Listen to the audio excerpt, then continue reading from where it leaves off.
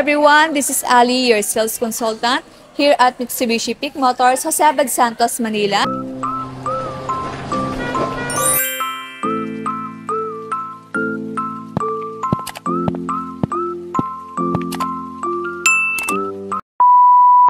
Welcome back again sa ating YouTube channel. For today's video, I'll be sharing with you our 2025 Xpander Cross. This is a two-tone sunrise orange. So guys, didiscuss ko sa inyo kung bakit nga ba si Xpander Cross ang isa sa pinakamabiling unit ngayon dito po sa aming dealer. Sulit nga ba siya pagdating sa mga adventure at camping sites na gusto mo? Sulit nga ba siya sa sasakyan, pangpamilya? At totoo nga bang matipid ito sa gas na magagamit mo pang araw-araw na biyahe? And sa video natin na din na to, i-discuss ko din sa inyo kung ano-ano nga ba yung mga promos at freebies na pwede kong ibigay sa inyo once na nag-avail kayo sa akin through in-house financing. And additional, i-discuss ko na din sa inyo kung magkano nga ba yung cash discount if mag-avail naman kayo ng cash transaction. So tara guys, samahan nyo ko. Saglitan lang natin itong ikutan ang ating 2025 Xpander Cross. Let's start! The engine of our Xpander Cross has a 1.5-liter 4-cylinder dual overhead camshaft, 16-valve with MIVEC technology. Basically guys, ang engine po ng ating Xpander Cross ay dinesign to provide a good balance of power and fuel efficiency both city and highway driving. Alam niyo ba ng ating Xpander Cross has a 45-liter fuel capacity and has a combined fuel consumption of approximately 7.42 km per liter. However, fuel consumption may vary based on how we use the unit. There are so many factors that we need to consider affecting fuel consumption tulad ng driving style, traffic condition, vehicle maintenance, and more. Punta naman tayo sa kanyang front grille. Ang ating Xpander Cross ay gumagamit ng Mitsubishi Dynamic Front Fascia. Mayroon itong black honeycomb design na nagbibigay ng combination ng function and style. Nagbibigay ito ng better air intake sa ating makina to prevent engine stress at nagbibigay din ng premium look sa ating exterior. Kaya't hindi mo mapagkakailang kayang-kaya makipagsabayan ng ating Xpander Cross, lalong-lalo na sa daan. Punta naman tayo sa kanyang headlight. Ang ating Xpander Cross ay may distinctive T-shaped headlights with LED daytime running light na nakaposisyon sa itaas. Ang LED headlamp ay mas maliwanag kumpara sa traditional halogen. Tumutulong ito sa mas malawak na coverage ng kalsada, lalo para sa night driving o malabong panahon. Bukod sa function, nagbibigay din ito ng aggressive at premium look sa ating exterior. Next naman ang ating wheels. Ang ating Xpander Cross ay may 17-inch two-tone na alloy wheel. Dinesign ito to complement its sporty and robust appearance.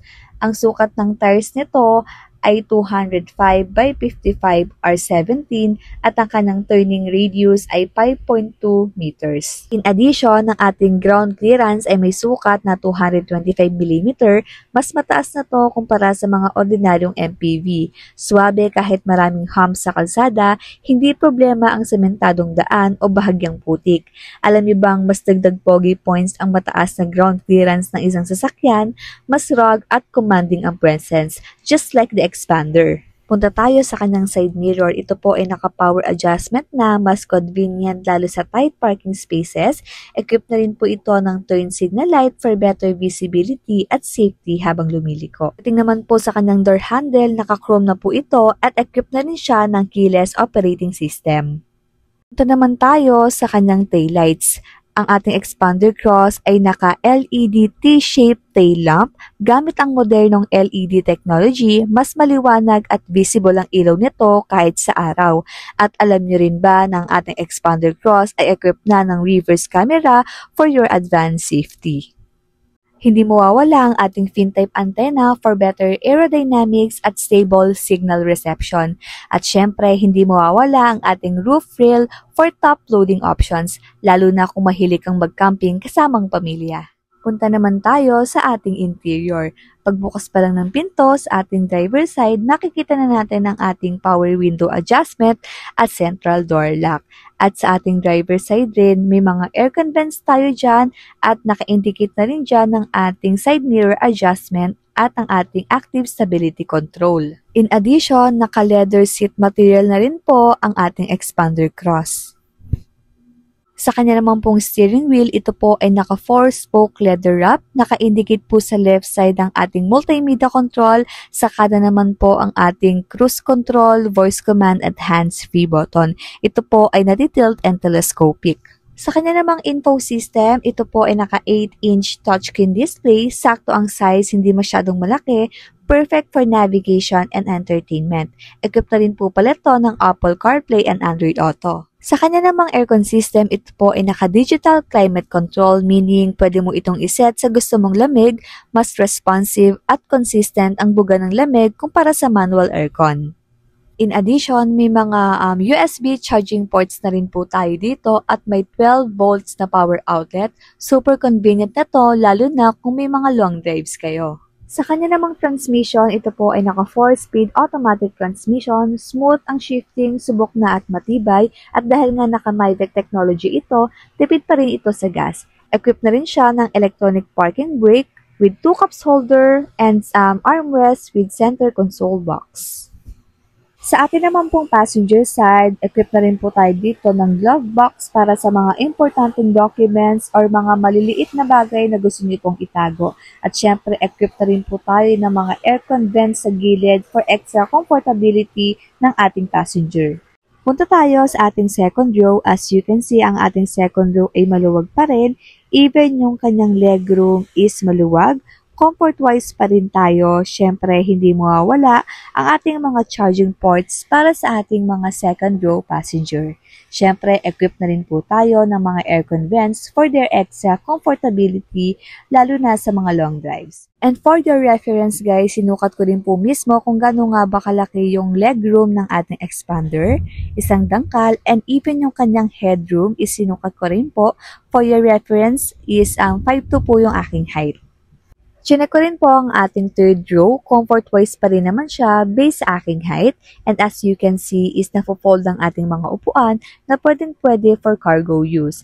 Na kaya mong magsakay ng malalaking gamit tulad ng stroller, boxes, maleta at iba pa. May tumbling function ng second row kaya hindi ka mahihirapang pumasok sa ating third row. Perfect na perfect talaga ang ating expander cross for family use or even for cargo use. Kaya hindi mapagkakailang kung bakit nga ba siya ang number 1 and most selling MPV in the market. Family use, check. Camping and adventure use, check. For cargo use, check. Fuel efficient, check. Kaya kung bibili ka nito, hindi ka magsisisi sa perang ininvest mo sa kanya. Dahil sa reliability pa lang, hindi ka bibiguin ng ating expander cross. So guys, if you want to avail this unit, it retails 1,356,000. Ito po ay naka-zero down payment plus may free 1 month amortization ka pa. At yung freebies guys, ipa-flash ko na lang din po dito sa screen para po makita nyo ng maayos. And for cash discounts, ito po ay naka 98,500 cash discount if gusto nyo naman pong mag-avail ng cash transaction. Don't worry guys, even cash transaction po is nagbibigay pa rin naman tayo ng mga freebies.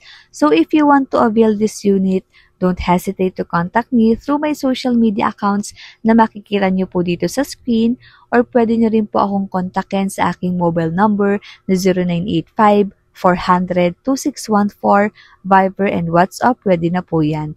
Again, this is Alaisi Giselle, your trusted sales consultant here at Mitsubishi Peak Motors, Jose Abad Santos, Manila.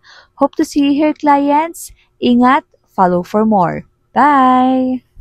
Note: monthly amortization, promos, and down payment is subject to change based on different bank rates and approval. Thank you.